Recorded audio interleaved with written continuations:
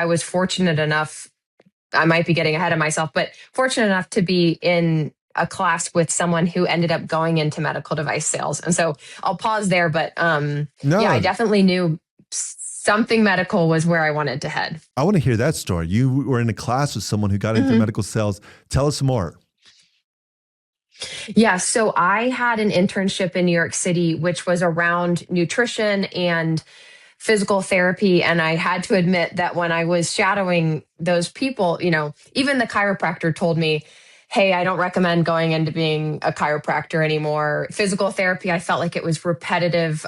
Nothing wrong with those industries, but I knew that there was something about my strengths and skill set that needed to be showcased somewhere else. And so I actually had a couple women in New York City who recommended the book Lean In, which was all about young women leaning into their career. And so that kind of opened up, do I want to go into something like business? And I was trying to look up his name, but he was in my class at Liberty. And I noticed on his LinkedIn that he had pivoted into something called medical device sales. And he was at, I believe, Zimmer Biomet. And I reached out to him and I was like, do you like this? And he said, I absolutely love it. And so from that point on, I felt like it was the perfect blend between my passion, which was medical side of things, and then having that sales business piece of my personality. That's so good. The last thing you told me is that you reached out to him on LinkedIn. Can you repeat that last part again? Yeah. So I had noticed on LinkedIn that he went to Zimmer Biomet.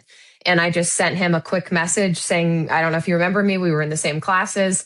How are you liking that career step? And we talked on the phone. He told me how he got into medical device. And the minute he started describing the role, I knew that that was what I wanted to be in. I love what you did there. You became an observer on his LinkedIn page. You noticed the company he was with. You sent him a message, and then you related with him. Hey, I don't know if you remember me from Liberty. And here's the key. It's like I tell our members in our program at Medical Sales U, they're wanting to break in. We coach our members, look, don't send a long-winded email about yourself. Just become a great observer. Notice something about them. And that's exactly what you did. You noticed the product, the company, and then you just ask, how do you like it? And then you close on a phone call. You got on the phone with them and you're able to hear more. And then that's when you knew that you wanted to be in it, right? Definitely. Okay, so what was your first opportunity to actually break in? Yeah, so it was a funny story. I mean, I told the member from your group about this. I reached out to 20 medical device companies, anyone who would talk to me. I mean, I would get coffee with them. I would ask them to look at my resume, any connection I could make in the field. And so ultimately, there was a small distributorship in Maryland, which I originally was from.